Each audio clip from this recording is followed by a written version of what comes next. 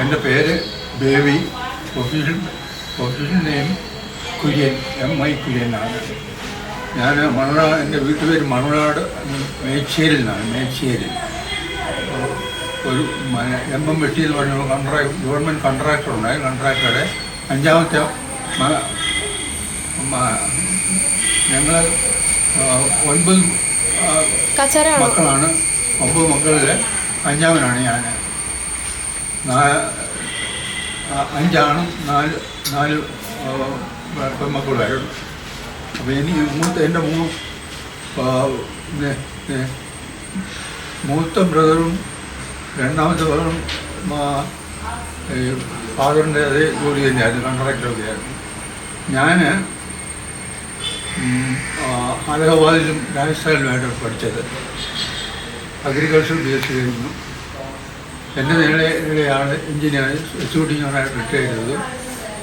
അതിൻ്റെ ഇളയാൾ ഡോക്ടറായിരുന്നു, UK അവിടെ വെച്ച് മരിച്ചു. ബാക്കി എല്ലാവരും മരിച്ചു. ഇപ്പോൾ ഞാനും എൻ്റെ ഏറ്റവും ഇളയ സിസ്റ്റർ മാത്രമേ ഉള്ളൂ. ഇത് എൻ്റെ ഭാര്യയാണ്. ഭാര്യയുടെ കായംകുളത്താണ്, ഓമന എന്നാണ് പേര്. ഓമന കായംകുളത്ത് പൊന്മാണിപ്പം കുടുംബമാണ്. പൊന്മാണിപ്പം കണ്ടത്തിലെ അഡ്വക്കേറ്റ് PT ഫിലിപ്പിൻ്റെ മകളാണ്. കേരള SUD ചീഫ് എഞ്ചിനീയറായിട്ടിരുന്ന PP തോമസിൻ്റെ സിസ്റ്ററാണ്. എനിക്ക് 3 പെൺമക്കളാണ്. മൂത്തയാളാണ് ആശ. ആശ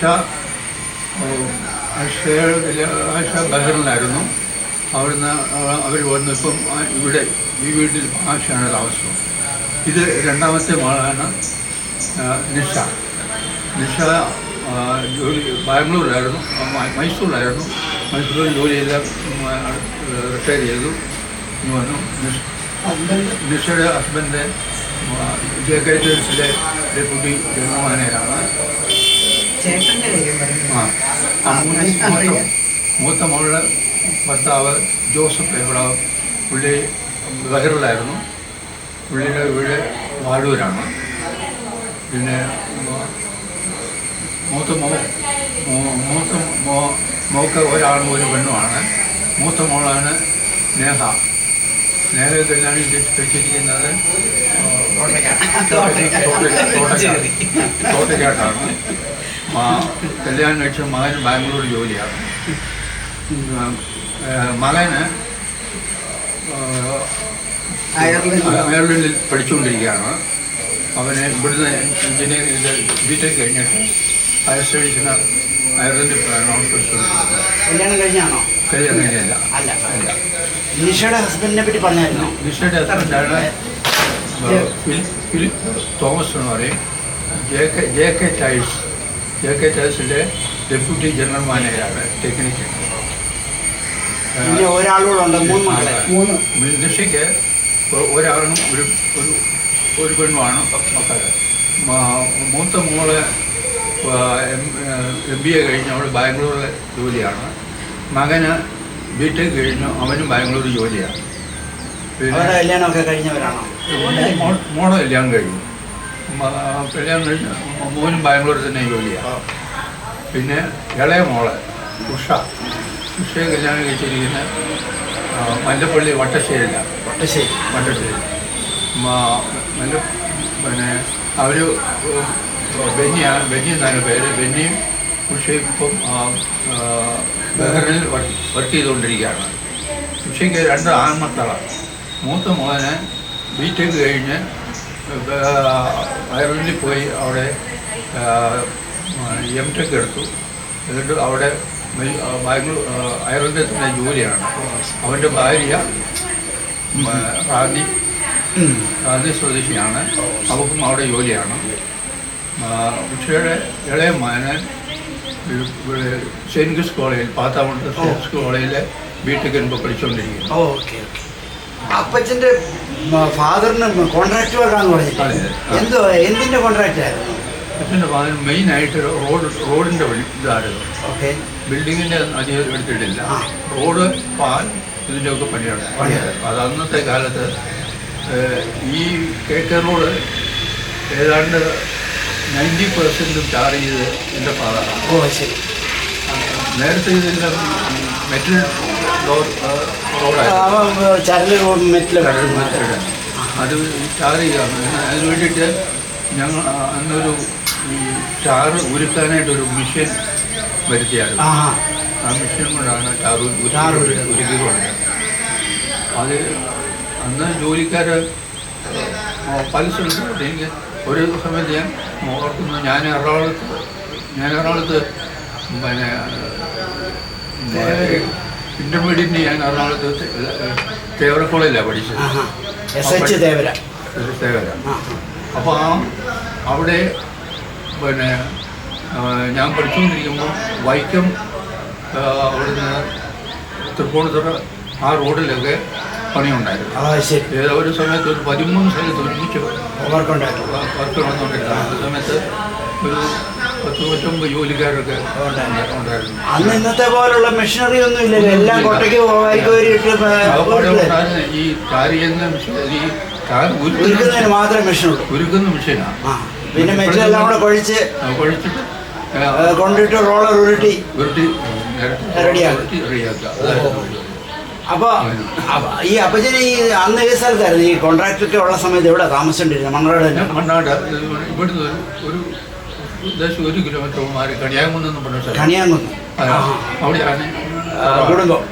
അവിടെയായിരുന്നു താമസിച്ചുകൊണ്ടിരുന്നത്. ഞാൻ റിട്ടയർ ചെയ്ത് കഴിഞ്ഞിട്ടാണ് FSC ഞാൻ FSC കയറി. ഇതിൻ്റെ ഇടയ്ക്ക് ഞാൻ പിന്നെ ഒരു മാസത്തോളം ഭോപ്പാലിൽ വർക്ക് ചെയ്തായിരുന്നു. അതെന്തായിരുന്നു ഭോപ്പാലിൽ? പിന്നെ ട്രെയിനിങ് ആൻഡ് ടെസ്റ്റിംഗ്. ഓക്കെ, അത് ഹോഷിദാബാദ് റോഡിൽ ഉള്ള റോഡാണ്. അത് ബുധനിയില്ല ഘാട്ടിറങ്ങി ചെല്ലുമ്പോൾ ITC ആണ് ലെഫ്റ്റ് സൈഡിൽ. അവിടെ ഞാൻ ഒരു വർഷത്തോളം ട്രെയിനിങ് കഴിഞ്ഞ് എനിക്ക് അവിടെ തന്നെ ജോലി വാഗ്ദാനം ചെയ്തായിരുന്നു. പക്ഷെ അന്നേരം ആ സമയത്ത് എനിക്ക് ഇവിടെ FSCയിലെ ജോലി കിട്ടി. അഗ്രികൾച്ചറിൽ നിന്ന് FSCയിലോട്ട് വരാൻ കാര്യം ഈ മിക്സിംഗ് ആണോ? NPK മിക്സിംഗ് എല്ലാം ഉണ്ടല്ലോ. അഗ്രികൾച്ചർ എല്ലാം ഉണ്ടല്ലോ. കൃഷി മാത്രമല്ല, ഈ ഫെർട്ടിലൈസർ എല്ലാം വരുന്നുണ്ട്. അത് വളരെ വളരെ ഇൻട്രസ്റ്റിംഗ് സബ്ജക്റ്റാണ്. അപ്പം അങ്ങനെ ഇവിടെ വന്നിട്ട് അവർ ജോലി ചെയ്തു. അവസാനം ഡെപ്യൂട്ടി ചീഫ് അഗ്രോണമിസ്റ്റ് റിട്ടയർ ചെയ്യാം. അന്നൊക്കെ FSC കോമ്പൗണ്ടിലാണോ താമസിച്ചത്? എനിക്ക് ഈ മാർക്കറ്റിങ്ങിലാണ്. അപ്പോൾ ഇടയ്ക്കിടയ്ക്ക് കൂടുതലും ഞാൻ കർണാടകയിലാണ് വർക്ക് ചെയ്തിരുന്നത്. അതായത് മൈസൂർ, ബാംഗ്ലൂർ, ഹോസ്പിറ്റൽ എന്ന് പറയുമ്പോൾ ബെല്ലാരി ഡിസ്ട്രിക്ട്, റൈച്ചൂര്, അങ്ങനെയുള്ള സ്ഥലങ്ങളിലൊക്കെ കൂടുതൽ വർക്ക് ചെയ്തിരുന്നത് ഞങ്ങൾ. ഞാൻ എവിടെ ജോലിക്ക് പോയാലും ഈ കുടുംബം കൂടുതലുണ്ടാവും. റൈച്ചൂരും അവിടെ ഇവിടെ എല്ലാം ഹോസ്പിറ്റലെല്ലാം. റൈച്ചൂർ എന്ന് പറഞ്ഞാൽ മഹാരാഷ്ട്ര ബോർഡർ ആയല്ലോ. മഹാരാഷ്ട്ര അല്ല, ആന്ധ്രയുടെ ബോർഡർ. റൈച്ചൂർ മഹാരാഷ്ട്ര ബോർഡിലൊക്കെ ബിദാർ എന്ന് പറയുന്ന സ്ഥലം. ബിദാർ എന്ന് പറയുമ്പോൾ മഹാരാഷ്ട്രയുടെയും പിന്നെ ഹൈദരാബാദിൻ്റെയൊക്കെ ബിദാർ അവിടെയൊക്കെ. ഈ അപ്പച്ചന്റെ ഫാദറെ ഈ കോൺട്രാക്ട് വർക്ക് എടുക്കാൻ അദ്ദേഹം എന്തായാലും പഠിച്ചിട്ടാണോ ഈ കോൺട്രാക്ട് വർക്ക്? പിന്നെ എങ്ങനെയാ ലൈനിൽ വന്നതെന്നറിയോ? പുള്ളിക്ക് നേരത്തെ ഈ ട്രാൻസ്പോർട്ടിങ്ങിൻ്റെ ഒരു പരിപാടി ഉണ്ടായിരുന്നു. ട്രാൻസ്പോർട്ടിംഗ് എന്ന് പറഞ്ഞാൽ ഇവിടുന്ന് ഈ സാധനങ്ങൾ ഇവിടെ വന്നു കഴിഞ്ഞാൽ അത് പീരുമേട് സൈഡിലെ എസ്റ്റേറ്റുകളൊക്കെ കൊണ്ട് എത്തിക്കുന്ന പരിപാടി. അന്ന് ഈ ഇതില്ല, ഒന്നുമില്ല. കാളവണ്ടിയൊക്കെ പോത്തുവണ്ടിയാണ്. പോത്തിന്റെ വണ്ടി. അയ്യോ, അതൊക്കെ ചരിത്രം എന്താണ്. അതിലാണ്. അത് ശരി. അപ്പൊ എത്ര പോത്ത്? 2 പോത്തിനെ കിട്ടിയാണോ വലിപ്പിക്കുന്നത്? അത് ഈ സാധനങ്ങൾ കൂടാതെ ഒരു പ്രാവശ്യം ഫാദർ പറഞ്ഞ് ഞാൻ കേട്ടിട്ടുണ്ട്, ചെറിയൊരു ബോട്ട് ഇവിടെ കൊണ്ടിട്ട് തേക്കടിക്ക് കൊണ്ടുപോകാനായിട്ട്. അതും ഈ വണ്ടിയല്ലേ പുറത്ത്. അപ്പൊ ഇത് ആനയുള്ള വഴിയാണല്ലോ അന്ന്. ആനയും കടുവായ്ക്കുള്ള വഴിയായിരുന്നു. അപ്പൊ അതൊക്കെ എന്തോ ഒരു പ്രയാസപ്പെട്ട ഒരു. അന്ന് വഴിയില്ലല്ലോ, ടാറിട്ട വഴിയില്ലല്ലോ. അപ്പോൾ പിന്നെ പറയുന്നത് കേട്ടിട്ടുണ്ട്, ചില ഈ കടുവയുടെ ഒക്കെ ശബ്ദം കേട്ടിട്ടുണ്ടോ? അയ്യോ മൈ ഗോഡ്. പിന്നെ ഇതിൻ്റെ കാരണം പോത്തിനെ പിടിച്ചാൽ മതിയല്ലോ. അങ്ങനെ. അതെ അതെ. അപ്പൊ അത് വർഷം ഏതാണ് ഓർമ്മയുണ്ടോ? 1920-കളോ 30-കളോ 40-കളോ 50-കളോ? ഞാൻ ജനിച്ചത് 1933. അപ്പൊ ഒരു 47 മുമ്പുള്ള കാര്യമാണ്. 47 മുമ്പുള്ള. ഓ അത് ശരി. അപ്പൊ ഈ അലഹബാദിന് പഠിക്കാൻ പോകാൻ കാര്യം എന്നാ?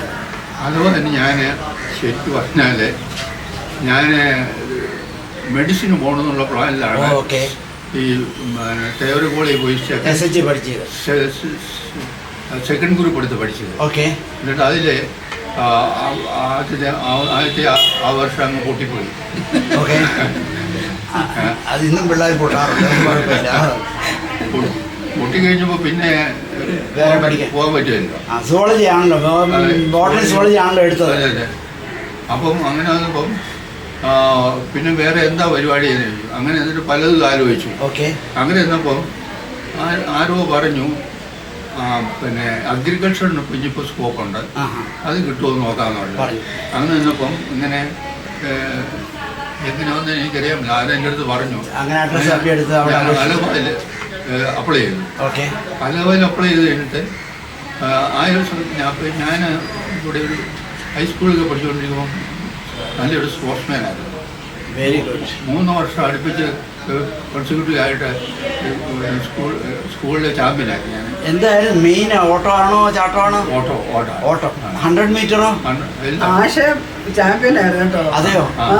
എല്ലാത്തിനും സ്കൂളിൽ പഠിച്ചോണ്ടിരുന്ന മുതല് മിഡിൽ സ്കൂൾ ട്യൂഷയുടെ കൂടെ ഓടിയിട്ടുണ്ട്. ഫസ്റ്റ് വാശിച്ച് സെക്കൻഡ് പോയി. അതൊക്കെ നല്ല രസമുണ്ട്. അപ്പൊ അമ്മമ്മയുടെ വിദ്യാഭ്യാസമൊക്കെ എങ്ങനെയായിരുന്നു? ഞാൻ പ്രീ ഡിഗ്രി കഴിഞ്ഞ എന്റെ കല്യാണം 18ാമത്തെ വയസ്സിൽ എന്റെ കല്യാണം കഴിഞ്ഞു. അന്ന് അച്ഛൻ എന്തായിരുന്നു ജോലി? അപ്പം പാലായിലായിരുന്നു ജോലി.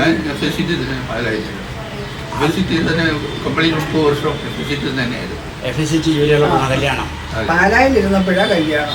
പാലായിൽ എന്തായിരുന്നു ജോലി? Depot office. ഓ FSCT റീറ്റെയിൽ ഷോ കാര്യങ്ങളൊക്കെ. ഓക്കെ. ഈ മക്കളെയൊക്കെ എത്തിച്ചൊക്കെ പഠിപ്പിച്ച മൂത്ത മോള് MA ലിറ്ററേച്ചർ. ഏത് കോളേജില്? ആദ്യം ഇവര് കൂടുതൽ ഈ ഡിഗ്രിക്ക് പാലക്കാട്ടാണ്. അന്ന് എനിക്ക് പാലക്കാട് ജോലി. Palakkad nursing college. അവിടെ നല്ല സ്പോർട്സ് സ്കൂളാണല്ലോ. അതെ. പിന്നെ രണ്ടാമത്തെ മോള് പുള്ളിക്കാരി MA ലിറ്ററേച്ചറാണ്. ഓക്കെ. ബിഎഡൂടെ കഴിഞ്ഞുകൊണ്ട് ടീച്ചറായിട്ട് ജോലി ചെയ്യുന്നുണ്ട്. കവിത എഴുതോ? മൂന്നാമത്തെ ആള് MSc. അത് ബോട്ടണിയാണ്. MSc botany. എന്ത് ചെയ്യുന്ന അവരിപ്പം? മോള് ബഹറിന് ജോലി. ബഹറിനില്ല. മോള് അവിടെ പഠിപ്പിക്കുക. മോള് പിന്നെ പലയിടത്തായിട്ടായിരുന്നു സ്കൂളിലാണ്. നേരത്തെ ഗ്വാളിയറിലായിരുന്നു. ഇന്ത്യ പറയത്തുള്ളൂ. അമ്മയും മക്കളും കൂടി ഇന്ത്യ ഗ്വാളിയറില് 24 വർഷം ഉണ്ടായിരുന്നു. അത് കഴിഞ്ഞിട്ട് ചെന്നൈയിൽ വർക്ക് ചെയ്തു. ചെന്നൈയിൽ നിന്ന് ബാംഗ്ലൂരിലായി. അല്ല മൈസൂറിലായി. അപ്പോൾ മൈസൂരിൽ നിന്ന് റിട്ടയർ ചെയ്തു. ഇനി അപ്പച്ചൻ്റെ ഫാദറിനെ പറ്റി പറഞ്ഞു. കോൺട്രാക്ട് ആയിരുന്നു, ബിസി ആയിരുന്നു, തിരക്കുള്ള ജീവിതമൊക്കെ ആയിരുന്നു അല്ലേ? എല്ലാ ദിവസം വീട്ടിൽ വരുമായിരുന്നു ജോലി? അപ്പച്ചൻ്റെ ഒരു പ്രത്യേകത ഉണ്ടായിരുന്നു. ഞങ്ങൾക്ക് ഇത് കൂടാതെ കൃഷികളൊക്കെ ഉണ്ടായിരുന്നു. ഇവിടെ മണനാട്ട് തന്നെ കണ്ടങ്ങളുണ്ട്. കണ്ട കൃഷി ഉണ്ട്. അപ്പം എന്നും ഒരു 4-4:30 ആകുമ്പോൾ അങ്ങനെ എഴുതേക്കും. വെളുപ്പിന് എഴുന്നേറ്റ് കഴിഞ്ഞാൽ ജോലിക്കാരെ ജോലി പിന്നെ അവിടെ നിന്ന് നേരെ പോയി 2-3 സ്ഥലത്ത് അന്നേരം കൃഷി നടക്കുന്ന സ്ഥലം ആകുമ്പോൾ പാടത്ത് പോയി നോക്കും. ഇങ്ങനെ കൃഷിക്ക് നെല്ലിന് വളമിടണം, വെള്ളം കൊടുക്കണോ എന്നെല്ലാം നോക്കിയിട്ട് തിരിച്ചു വരും. അന്നൊരു 4-5 പേര് വീട്ടിൽ തന്നെ ഈ ജോലിക്കാരുണ്ട്. കൃഷിക്ക് നോക്കുന്നവരും വീട്ടിലെ കാര്യം നോക്കുന്നതിനായിട്ട്. അപ്പോൾ അവിടെ വന്നിട്ട് അവരോട് പറയും ഇന്ന പാട് അവിടെ വെള്ളം വെക്കണം, അല്ല മറ്റേ അടുത്ത് വളമിടണം എന്നൊക്കെ പറയും. ഈ ചവിട്ട് യന്ത്രമൊക്കെ ഉണ്ടോ കയ്യിൽ? ഒന്നുമില്ല, മറ്റേ ചക്രമാണ്. അതേ ഉള്ളൂ. അത് വീട്ടിലുണ്ടായിരുന്നു? ഉണ്ട്. അത് 4-5 ഉണ്ടായിരുന്നു. അത് വലിയ വലിപ്പമുള്ളതാണല്ലോ. അത് ശരി. അത് കഴിഞ്ഞിട്ട് പുള്ളിക്കാരൻ വന്നു കഴിഞ്ഞാൽ എന്നിട്ട് സാറിന് രാവിലെ ഒരു ഗ്ലാസ് പാലും ഒരു താറാമുട്ട കഴിക്കും. അതാണ് രാവിലത്തെ കഴിക്കും. അത് കഴിഞ്ഞിട്ട് പിന്നെ പാസ്പോർട്ടെല്ലാം പോകുന്നത് വർക്ക് നടക്കുന്നിടത്തൊക്കെ സൂപ്പർ എല്ലാം നോക്കാൻ പോകണം. സാധനങ്ങളെല്ലാം എത്തിയോ? എല്ലായിടത്തും പോകും. തിരുമേടിനും ഇവിടെ എല്ലാം പോകും. തിരുമേട് അന്ന് സൈക്കിളോ വല്ലതും ഉള്ളതായിട്ട് അറിയാവോ? കയ്യിലല്ല. ഇല്ല, അന്ന് ആ സമയത്ത് ബസ്സുണ്ട്. ഞാനീ പറഞ്ഞ സമയത്ത് കാറുണ്ട്. അന്ന് ഏതായിരുന്നു കാറ് മോഡൽ ഓർമ്മയുണ്ടോ? അംബാസിഡർ ആദ്യമേ മേടിച്ചത് ഹിൽമാൻ മിക്സ് എന്ന് പറയുന്നത് ഇറക്കുമതി ചെയ്യുന്ന വണ്ടികളാണ്. അന്ന് ഇറക്കുമതി ഉണ്ടായിരുന്നില്ല. നമ്മുടെ രാജാവിനൊക്കെ ഉള്ളവർ.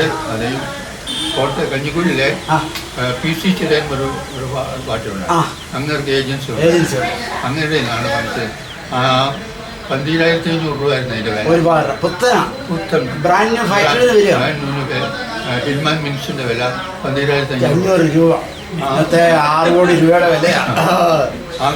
അങ്ങനെ അതെ. അത് കഴിഞ്ഞ് പിന്നെ അംബാസഡറായി ഒരു സമയത്ത് 3 അംബാസഡർ ഉണ്ടായിരുന്നു. പിന്നെ 2 ലോറികളുണ്ടായിരുന്നു. ലോറി എല്ലാ ആവശ്യത്തിനും ലോറി വേണം. 2 ലോറി ഉണ്ടായിരുന്നു. അപ്പച്ചന്റെ പേരെങ്ങനെയായിരുന്നു? ഇട്ടി എന്ന് പറയും. ഇട്ടി എന്ന് പറയുന്നത്. അപ്പച്ചന് എത്ര വയസ്സ് വരെയൊക്കെ ജോലി ചെയ്തു? ഏത് വർഷമാണ് മരിക്കുന്നത്? നല്ല ഓർമ്മ. മരിക്കുന്നത് 84. 84. അപ്പൊ ഇപ്പൊ 40 വർഷത്തോളം ജോലി. പക്ഷേ അതിന് ഒരു 10 വർഷം മുമ്പായിട്ട് ജോലി എല്ലാം നിർത്തി. എന്നിട്ട് മൂത്ത ബ്രദറും രണ്ടാമത്തെ ബ്രദറും ജോലി ഏറ്റെടുക്കുക. അങ്ങനെയാണ്. ഇതിന്റെ പ്രത്യേകത പറഞ്ഞില്ലേ, രാവിലെ പോയാൽ വീട്ടിൽ വന്നേ ആഹാരം കഴിക്കത്തുള്ളൂ. ഉച്ചയ്ക്ക് ഊണ് ഓരോരുത്ത് വരും. ഞങ്ങളൊക്കെ ആയിരിക്കും വണ്ടി ഓടിക്കുന്നത്. അപ്പം ഞാൻ ഓർക്കുന്നുണ്ട്, ഞാൻ തിരുവനന്തപുരത്തേക്ക് പോകുന്നു. ഞാൻ ഈ മറ്റേ പറഞ്ഞില്ലേ ഇന്റർവ്യൂ കഴിഞ്ഞിട്ട് ആ സമയത്ത് ഞാനായിരുന്നു പുള്ളിയുടെ ഡ്രൈവർ. അപ്പം ഞങ്ങൾ തിരുവനന്തപുരത്ത് പോയി കഴിഞ്ഞാൽ ഉച്ചയാകുമ്പോൾ എന്നോട് പറയും നീ കഴിച്ചോളാൻ പറയും. എന്നിട്ട് പുള്ളി അവിടെ നിന്ന് എവിടുന്നേലും വേണം ചിലപ്പം ചെറിയ ഇത് കഴിക്കും. കഴിച്ചോണ്ട് കയറും. അല്ല ഒന്നും കഴിക്കുന്നില്ല. വീട്ടിൽ വന്ന് കഴിക്കും. അതെ, അങ്ങനെയാണ്. എന്നിട്ട് അപ്പച്ചൻ ഈ ഡ്രൈവിംഗ് എവിടെ പഠിച്ചത്? എവിടുന്നാ പഠിച്ചത്? ഇപ്പൊ പുതിയ കാർ എടുത്തിട്ട് അതേലാണോ ഡ്രൈവിംഗ് പഠിച്ചത്? അതെ അതെ. ഓ, തരുവായിരുന്നു. അന്ന് കീഴിടാനൊക്കെ പ്രയാസമല്ല. അന്ന് ഡ്രൈവർ ഉണ്ടായിരുന്നു. പ്രയാസം ഉണ്ടായിരുന്നു? ഇല്ല. മെക്കാനിക്കലൊക്കെ ആരോഗ്യമുണ്ട്. മരിക്കുന്നവർ പിന്നെ നല്ല മുട്ടിന്റെ കാലിന്റെ പുള്ളിയുടെ ദേഹം നല്ല ദേഹമായിരുന്നു. കാലിന് ബലമില്ലായിരുന്നു. അങ്ങനെ ഉണ്ടായിരുന്നു. നടക്കാനൊക്കെ ചെറിയാസം അവസാനമായപ്പോൾ പുള്ളി നന്നായിട്ട് വണ്ടി ഓടിക്കുമായിരുന്നു. തന്നെ ഓടിക്കായിരുന്നു. അംബാസഡറായിരുന്നു പുള്ളി കൂടുതൽ ഓടിച്ചുകൊണ്ട്. അപ്പച്ചൻ ഇപ്പം വണ്ടി ഓടിക്കില്ല? ഇപ്പം വയ്യ. ഇപ്പൊ എന്നാലും ഏതാ ലാസ്റ്റ് ഓടിച്ച സമയം? ഞാൻ ഇവര് വന്നേ പിന്നെ ഓടിക്കാത്ത ആശയം വന്നു കഴിഞ്ഞാൽ പിന്നെ ഒരു 3 വർഷമായിട്ട് ഞാൻ ഓടിക്കുന്നത് സമ്മതിക്കത്തില്ല. ഞാൻ ഈ വണ്ടി ഇതെല്ലാം ഞാൻ ഓടിച്ചുകൊണ്ടിരുന്ന വണ്ടികളാണ് ഇതൊക്കെ. വേറെ ആരും ഇല്ല, ഡ്രൈവറൊന്നും ഇല്ലായിരുന്നു. ഈ വണ്ടി എടുത്ത് ഇതിന് മുമ്പ് എനിക്ക് 2-3 വണ്ടിയുണ്ട്. എനിക്ക് ആദ്യത്തെ വണ്ടി എന്ന് പറയുന്നത് സ്റ്റാൻഡേർഡ് സൂപ്പർ 10 എന്ന് പറഞ്ഞാണ്. അത് പ്രീമിയറിന്റെ ഒക്കെ പഴയ മോഡലല്ലേ? സ്റ്റാൻഡേർഡ് പഴയ മോഡൽ സ്റ്റാൻഡേർഡില്ലേ. ഡ്രൈവിംഗ് പഠിച്ചത്. ഇതില് ഞാൻ ഈ കോമനോട് കസിന് കോഫി ബോർഡിലെ റിസർച്ച് ഡയറക്ടറായിട്ടുണ്ടായിരുന്നു. കേരളത്തിലോ അതോ പുറത്തോ? പുറത്താണ്. ഞങ്ങളിന്ന് മൈസൂർ ജോലി കർണാടകയുടെ മൈസൂർ ജോലി ചെയ്യുന്ന സമയത്താണ്. അപ്പോൾ അവിടെ പോയി പുള്ളി ചിക്ക്മാംഗ്ലൂരിലാണ് പുള്ളിയുടെ റിസർച്ച് ആണെങ്കിലും അദ്ദേഹത്തിൻ്റെ ഓഫീസ് മൈസൂറായിരുന്നു. അപ്പോൾ ഞങ്ങൾ അടുത്തടുത്താണ് താമസം. അങ്ങനെ അപ്പോൾ FACTക്ക് ഈ കൽപ്പറ്റയിൽ ഈ ഇതുണ്ടായിരുന്നു, ഡെമോൺസ്ട്രേഷൻ പ്രോഗ്രാം. അപ്പം എന്നെ ഇന്ന് ഇവിടെ പിന്നെ അവിടെ പോയി അന്വേഷിക്കാൻ പറഞ്ഞായിരുന്നു. ഈ പ്ലോട്ട് പോയി നോക്കി അതിനെപ്പറ്റി നോക്കാൻ. അപ്പം ഇങ്ങേർക്കും അവിടെ ഡെമോൺസ്ട്രേഷൻ ഒക്കെ ഉണ്ടായിരുന്നു ഈ കോഫി ബോർഡിൽ. അപ്പോൾ അങ്ങേരും പറഞ്ഞു നമുക്ക് പോകാം, ഞാനിവിടെ വരാമെന്ന് പറഞ്ഞു. പുള്ളിയുടെ കാറയിൽ ഞങ്ങൾ കൽപ്പറ്റയിൽ പോയി. അവിടെ ഇതെല്ലാം പരിപാടിയെല്ലാം കഴിഞ്ഞപ്പം പുള്ളിയുടെ ഒരു ഫ്രണ്ട് അവിടെ ഒരു അനന്തൻ എന്ന് പറഞ്ഞൊരു വാക്കുണ്ട്. അങ്ങനെ വീട്ടിൽ ഒന്ന് കയറണമെന്ന്. അവിടെ ചെന്നപ്പം വാർത്താലെല്ലാം പറഞ്ഞ് ഞങ്ങൾ പോരാൻ വേണ്ടിയപ്പം മുറ്റത്തൊരു കാറ് ഇങ്ങനെ ഈ ചക്കോടി ഇട്ട് മൂടിയിട്ടുണ്ട്. പകൽ വെച്ച് തന്നെ ഇതിങ്ങനെ മൂടിയിട്ടിരിക്കുന്നു. ഡ്രൈവർ ലൈൻ പുള്ളി പറഞ്ഞാൽ അത് എൻ്റെ മകളുടെ കല്യാണത്തിന് സമയത്ത് എടുത്തതാണ്, ഇനിയിപ്പോൾ ആർക്കെങ്കിലും കൊടുക്കണം ഇട്ടാണോ. അപ്പം കച്ചവടമാക്കി. അത് ഇങ്ങനെ അപ്പോൾ എനിക്കന്നേരം മോട്ടോർ ബൈക്കായിരുന്നു. അന്നേരം ഇങ്ങനെ എന്നോട് ചോദിച്ചു, ബേബി നിനക്ക് ഒരു കാര്യം ചെയ്യാം, നമുക്ക് ഇതിനെ മേടിച്ചാൽ മതി. അപ്പം പറഞ്ഞു പിടിച്ച് ഞങ്ങൾ മേടിച്ചെന്ന് പറഞ്ഞാൽ അത് ഓടിച്ചോണ്ടാവുന്നു. അതില്ല. ഉടനെ പറഞ്ഞു പിന്നെ നമുക്കത് ഒരു അഡ്വാൻസ് എന്തെങ്കിലും കൊടുത്താൽ മതി. അപ്പോൾ ഇതിലും ഇങ്ങനെ പ്ലാൻ ചെയ്തൊന്നുമല്ലല്ലോ പോകുന്നത്, അന്നത്തെ കാലത്തല്ലേ. ഇപ്പോഴാണ് നമ്മൾ ഏറ്റവും ചെറുത് 500 രൂപയുടെ ഒരു നോട്ട് ആയിരുന്നല്ലോ കാണുന്നത് ഇപ്പോൾ കയ്യിൽ. അന്ന് 10 രൂപയല്ലേ വലിയ നോട്ട്, 10 രൂപ. വലിയ 10 രൂപ നോട്ട്. 10 രൂപ അഡ്വാൻസ് കൊടുത്തിട്ട് ആ കാർ ബുക്ക് ചെയ്തു. 10 രൂപ അഡ്വാൻസ് കൊടുത്ത് വാക്കും കൊടുത്ത് ഇഞ്ഞു പോകുന്നു. പുത്ത വണ്ടിയാ? അല്ല അല്ല അല്ല, വേണ്ടി പറഞ്ഞു വെച്ച വണ്ടിയാ. 51 മോഡലാണ്. 10 രൂപ പോകും. അതെ അതെ അതെ അതെ. അവിടുന്ന് പിന്നെ 2 ആഴ്ച കഴിഞ്ഞപ്പോൾ എൻ്റെ ഒരു ഫ്രണ്ടുണ്ട്, ഞാൻ കൂട്ടി ഞങ്ങൾ ബസ്സിന് പോയി. അവിടെ ചെന്നിട്ട് വണ്ടി എടുത്തുകൊണ്ട് തിരിച്ചു വന്നു. അത് എവിടെയായിരുന്നു ആ സ്ഥലം? അത് കൽപ്പറ്റ. കൽപ്പറ്റ എന്ന് പറഞ്ഞാൽ വയനാട്. എന്നാലും ഈ റോഡൊന്നും ഇല്ലല്ലോ, അത് നല്ല റോഡൊന്നും ഇല്ല. അപ്പൊ ആ ചുരമൊക്കെ ഉണ്ടായിരുന്നോ? ഉണ്ടായിരുന്നു. ആഹാ, ഓടിച്ചു പോയി. അവിടുന്ന് കൽപ്പറ്റയ്ക്ക് വരണമെങ്കിൽ ചുരമൊന്നും ഇറങ്ങണ്ട. മൈസൂർ എന്നല്ലേ? ഒരു സംഗതിയോടെ പറയണം, ഒരു അലഹബാദിന് പോകാനായിട്ടിരുന്നപ്പം മോട്ടോർ ബൈക്കിൽ കോട്ടയം വരെ പോയി ഒരാളെ തട്ടിയിട്ടു. ഞാൻ അലവായി പഠിച്ചുകൊണ്ടിരിക്കുമ്പോൾ അവധിക്ക് വന്നതാണ്. അപ്പോൾ എൻ്റെ ഒരു ഫ്രണ്ട് 12-ാം പേരിലുള്ള അങ്ങനെ ഉണ്ടായിരുന്നു. അപ്പോൾ തിരിച്ചു പോകാനായിട്ട് ഞാൻ കോട്ടയത്ത് പോയി. അപ്പോൾ അവനോട് തിരിച്ചു പോകാനായിട്ട് ഞങ്ങളെല്ലാം പ്ലാൻ ചെയ്തിട്ട് ഞാൻ കോട്ടയം വരെ പോയിട്ട് പോയില്ല. പോകുന്ന വഴിക്ക് കളക്ട്രേറ്റിൻ്റെ അവിടെ, അന്ന് ജില്ലാ കോടതിയിൽ അവിടെ അന്ന് ഞാനങ്ങനെ കൊണ്ട് ചെല്ലുമ്പോൾ ഒരു പാർട്ടി അവിടുന്ന് നേരെ ജില്ലാ കോടതി അവിടെ താഴോട്ടിറങ്ങി വരിക, നടന്നു വരും. ഈ ഞാൻ ബൈക്കിൽ ചെല്ലുന്ന പുള്ളി കണ്ടില്ല. പുള്ളി നേരെ ഇങ്ങ് വന്നു. ഞാനൊരു ഇടിയങ്ങ് ഇടിച്ച് പുള്ളി തെറിച്ച് ചെന്ന് വീണത് ഒരു ലോറി എൻ്റെ മുകളിലൂടെ കൊണ്ട് കയറി. പക്ഷേ ഈ ലോറി വഴി നോക്കുമ്പോൾ ആ പഴയ മിക്കാറും തീർന്ന കേസാന്നുള്ള വിചാരിച്ചു. പക്ഷെ അങ്ങ് പറ്റിയെന്ന് വെച്ചാൽ ഞങ്ങൾക്ക് കാര്യമായിട്ട് ഒന്നും പറ്റില്ല, തൊലി മാത്രമേ അവിടുന്ന് ഉടനെ തന്നെ ഹോസ്പിറ്റലിൽ കൊണ്ടുപോയി. അവിടെ തഹസീൽദാർ വന്നു, മൊഴിയൊക്കെ എടുത്തു.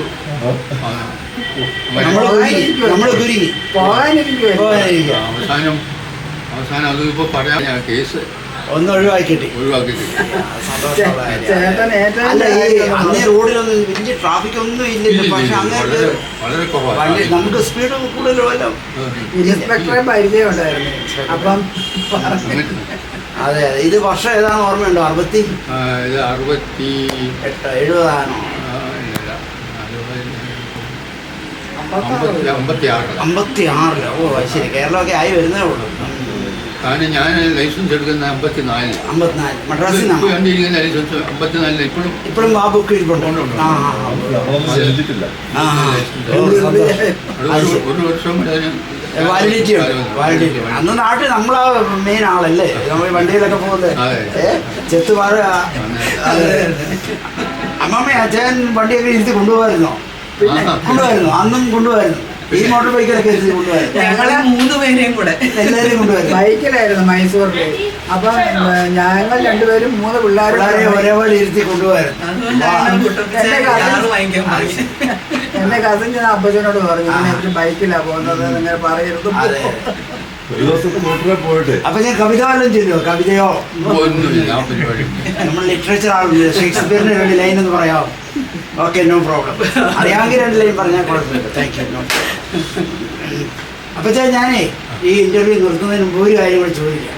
അപ്പച്ചൻ്റെ അന്നത്തെ കുടുംബ പശ്ചാത്തലത്തിൽ പറഞ്ഞാൽ ചുറ്റുപാടുള്ള ആൾക്കാരെക്കാൾ നിങ്ങൾ ഏത് ലെവലിലൊക്കെ ആയിരുന്നു? അതായത് സാമൂഹ്യ നീതി ഉണ്ടല്ലോ, അതായത് നമ്മുടെ അപ്പുറത്തുള്ള വീട്ടുകാരെ പാവങ്ങളായിരുന്നു, അങ്ങനെയൊക്കെ പറഞ്ഞാൽ എന്തോ? ഞാൻ എൻ്റെ ഫാദർ ഞാൻ പറയില്ലേ, ഫാദർ കോൺട്രാക്ടറായിരുന്നു. കോൺട്രാക്ട് വെച്ചാൽ ഒന്നുമില്ലായിരുന്നു മനുഷ്യനാണ്. ആ, അതെ. ഒന്നുമില്ലായ്മയെന്ന് സ്വന്തം അധ്വാനത്തിലുള്ള പോയി. പക്ഷെ നല്ല ബ്രെയിനുള്ള ആൾക്കാരായിരുന്നു മക്കളെല്ലാം. നല്ല സ്വന്തം അധ്വാനത്തിൽ വളർന്നു. അല്ല പാടത്തെ മാപ്പിളയെന്നാ ഇവരുടെ കുടുംബത്തിന്റെ അറിയുന്നത്. ഞങ്ങൾ കുടുംബം ഒത്തിരി സ്ട്രോങ് ഒത്തിരി ആൾക്കാരുണ്ട്. ഒത്തിരി കുടുംബം മണ്ണാടും. കണ്ടത്ത് മാപ്പിളയാണെങ്കിൽ നിങ്ങൾ ഇന്നത്തെ മാപ്പിളയാണ്. ഓക്കെ. അവര് കണ്ടത്തില്ല, ഞങ്ങൾ പാടത്താണ്. പാടുന്നത്. ആ, ഓക്കെ. ഇടയ്ക്കൊരു വരമ്പേ ഉള്ളൂ. അതെ. ആ, അപ്പോൾ അന്ന് സാധാരണ ഒരു കുടുംബമായിരുന്നു. അത് കഴിഞ്ഞ് ഈ കോൺട്രാക്ട് കൊണ്ടാണ് പൈസ ഉണ്ടാക്കി ആ പ്രദേശത്തിലേക്ക് മണ്ണാട്ടെ ഒരു എസ്റ്റാബ്ലിഷ്ഡ് പേഴ്സൺ ആയിരുന്നു. അല്ല ആദ്യത്തെ കാർ അപ്പച്ചനായിരുന്നു. ഈ മണ്ണാട് ആദ്യമേ കാറുണ്ട്. ഞാൻ പറയുന്നത് ഇർഫാൻ മിക്സ് എന്ന് പറയുന്നത് മേടിക്കുന്നത് ആദ്യത്തെ എന്നൊക്കെ ഒരു ധൈര്യം കാർ മേടിക്കുന്നില്ല. ഇവര് ഇന്ന് എയറോപ്ലെയിൻ മേടിക്കുന്ന ഹെലികോപ്റ്റർ മേടിക്കുന്ന ഇവിടെ ഉള്ളൊരു സെറ്റപ്പാണ്. അതെ അതെ. അപ്പൊ ഇതൊക്കെ പറയാം. അമ്മച്ചിയുടെ ഒരു സിറ്റുവേഷൻ എങ്ങനെയായിരുന്നു? അമ്മച്ചി വീട്ടിലെ ജോലി മാത്രമായിരുന്നു അതോ പബ്ലിക്കായിട്ട് ഒരു ഫിഗർ ആയിരുന്നു? അമ്മച്ചി വീട്ടിൽ തന്നെ. പഠിത്തമൊക്കെ പഠിത്തം സാധാരണയുള്ള നിങ്ങളെ പഠിപ്പിക്കാനൊക്കെ ശ്രദ്ധിക്കുമായിരുന്നു? അങ്ങനെ വല്ല ഓർമ്മ? നിങ്ങളുടെ പഠിത്തമൊക്കെ ആരാ ശ്രദ്ധിച്ചിരുന്നത്? പഠിത്തമൊക്കെ തന്നെ ഫോഴ്സ്ഫുൾ ഒന്നും അന്ന് ഈ അടിയും പിടിയോ ട്യൂഷനോ അതുപോലെ ഇങ്ങനെയൊന്നും പരിപാടിയൊന്നുമില്ല. പഠിക്കാനുള്ളത് തന്നെ സ്വന്തമായിട്ട് പഠിക്കുക. കുടുംബത്തിലെ നിങ്ങൾ 6 പേരിൽ ആ ഡോക്ടറാണ് ഏറ്റവും ഹയർ സ്റ്റഡിയിൽ പോയത് അല്ലേ? പോസ്റ്റ് ഗ്രാജുവേഷൻ ഉണ്ട്. എഞ്ചിനീയർ അന്ന് ബിടെക് ആയിരുന്നോ? എഞ്ചിനീയറിംഗ് ഗ്രാജുവേറ്റ് ആയിരുന്നു. അതെവിടെ പഠിച്ചെന്ന് ഓർമ്മയുണ്ടോ? പുള്ളി പഠിച്ചത് പിന്നെ കേരളത്തിൽ തന്നെയാണോ? കർണാടകയിലാണ്. മണിപ്പാലിലാണ് പഠിച്ചത്. മറ്റേ ഡോക്ടർ പഠിച്ചത് മെഡിസിൻ മണിപ്പാലിനടുത്ത് മറ്റേ ഇതുണ്ടല്ലോ ഒരു കോളേജുണ്ട്. ദാവൺകര വല്ലതാണോ? അല്ല അല്ലല്ല, മണിപ്പാലിനടുത്ത് മാംഗ്ലൂരു. അങ്ങനെ എനിക്കറിയില്ല ആ സ്ഥലം. അവിടെ മെഡിക്കൽ അത് കോളേജ്. ശരി. അവിടെ ബ്രദറും പഠിച്ചത്. അവർക്ക് ഈ മറ്റേ പ്രാക്ടിക്കൽ ഇതിനൊക്കെ വേണ്ടി മംഗലാപുരത്ത് വരിക. മംഗലാപുരത്ത് അവിടെയാണ് പഠിച്ചത്. അപ്പച്ചന് ഇഷ്ടമുള്ള ഇന്നത്തെ ഒരു സിറ്റുവേഷൻ ഇപ്പം കാണുന്ന സ്പോർട്സ് ഏതാ? ഏറ്റവും ഇഷ്ടമുള്ള സ്പോർട്സ് ഏതാ? എനിക്ക് ഇഷ്ടം ഇപ്പം ക്രിക്കറ്റാണ്. ക്രിക്കറ്റ്. പക്ഷെ അന്നൊന്നും ക്രിക്കറ്റ് ആരും കളിക്കുന്നില്ല. ഞാനും കളിച്ചിട്ടില്ല. പക്ഷേ ഇവിടെ ഇപ്പം കളി കാണാൻ ഏറ്റവും ഇഷ്ടം ക്രിക്കറ്റ് തന്നെ. ഫുട്ബോള് അതൊക്കെ. ഫുട്ബോളിലും എനിക്ക് കുഴപ്പമില്ല. ഫിഫയുടെ ഇത് വരുമ്പോഴത്തേക്ക് ഫുട്ബോൾ ഞാൻ കാണുന്നത്. അച്ഛൻ പത്രമൊക്കെ വായിക്കാൻ തുടങ്ങിയത് ഏത് കാലഘട്ടത്തിലാണെന്ന് മറ്റേ ഓർമ്മയുണ്ടോ? വായന ഉണ്ടായിരുന്നോ? രാവിലെ വീട്ടിൽ വരുന്ന പത്രമൊക്കെ പിന്നെ ഒന്ന് ഓടിച്ചു നോക്കുന്നല്ലാതെ സിനിമയുടെ ഞാൻ വായന തുടങ്ങിയപ്പോൾ ഈ കുത്തിയിരിപ്പ് തുടങ്ങിയ പിന്നെ ചെറും പത്രം. ഇപ്പം രാവിലെ എനിക്ക് പത്രം വായിച്ചില്ലേ പറയാം. അതെ. അപ്പം ഞാൻ നോർത്ത് ഇന്ത്യയിലൊക്കെ പോയിട്ടുണ്ട്. അലഹബാദൊക്കെ ഭോപ്പാലൊക്കെ പോയിട്ടുണ്ട്. ഏറ്റവും ഇഷ്ടപ്പെട്ട സ്ഥലം ഏതാ? ഇന്ത്യക്ക് പുറത്ത് പോയിട്ടുണ്ടെങ്കിൽ എനിക്ക് ഏറ്റവും ഇഷ്ടപ്പെട്ടത് കാശ്മീർ. കാശ്മീരിൽ പോയിട്ടുണ്ട്, ജീവിച്ചിട്ടുണ്ട്. അവിടെ എന്തിനായിരുന്നു? കാശ്മീർ ഞാൻ പഠിച്ചുകൊണ്ടിരുന്നപ്പോൾ പോയതാണ്. ഓ, കാണാൻ പോയതാ? ടൂർ പോയതാണ്? കാണാൻ പോയത്. ഒരു 15 ദിവസം ഞാൻ കാശ്മീർ പിന്നെ ഇവിടെ ശ്രീനഗർ താമസിച്ചു. ശ്രീനഗർ. ആ കൂട്ടത്തിൽ അന്ന് ഈ പഹൽഗാം പിന്നെ സോനാമാർഗ് അവിടെയൊക്കെ ഞാൻ പോയിട്ടുണ്ട്. സോനാമാർഗ്. അന്ന് പോകുന്ന എങ്ങനെയാന്ന് വെച്ചാൽ ഞാൻ പോയത് പത്താൻകോട് വഴിയാണ്. പത്താൻകോട് ചെന്ന് കഴിഞ്ഞാൽ ട്രെയിനിൽ പത്താൻകോട് ഇറങ്ങി കഴിഞ്ഞാൽ അവിടെ നിന്ന് നമ്മൾ പാസ്പോർട്ട് ഒരു സാധനം മേടിക്കണം കാശ്മീരിൽ പോകണമെങ്കിൽ. അത് ഇൻഡിപെൻഡന്റ് ആണല്ലോ അന്നത്തെ കാലത്താണ്. അപ്പോൾ അവിടെ നിന്ന് ഈ നമുക്ക് ഡോക്യുമെന്റ് ബസ്സിൽ കയറി കഴിഞ്ഞാൽ അന്ന് വൈകിട്ട് ജമ്മുന്ന് പിറ്റേ ദിവസം രാവിലെയാണ് അടുത്ത ബസ്. അവിടെ നിന്ന് പോയി കഴിഞ്ഞാണ് ശ്രീനഗറിൽ വൈകുന്നേരം ആകും ചെല്ലുന്നത്. വളരെ ഇഷ്ടപ്പെട്ടത് പ്രകൃതി കൊണ്ടും മനോഹാരിത കൊണ്ടും എല്ലാം ഭക്ഷണത്തിന്റെ ഒരു പിന്നെ അത് കഴിഞ്ഞാൽ പിന്നെ എനിക്ക് ഇഷ്ടപ്പെട്ട ഉദയ്പൂർ. അത് രാജസ്ഥാനി. അവിടെ രാജസ്ഥാനില് പ്രത്യേകം വെച്ചാൽ ഈ പിന്നെ ഇതുപോലെ തന്നെ ഈ ഏതാണ്ട് കാശ്മീർ പോലെ തന്നെയാണ്. ഈ ചുറ്റും മലകളാണ്, ലേക്കും അതും ഇതൊക്കെ ഉണ്ട്. അവിടെയാണെങ്കിൽ ഒന്ന് പിന്നെ ലേക്ക് പാലസ് നല്ല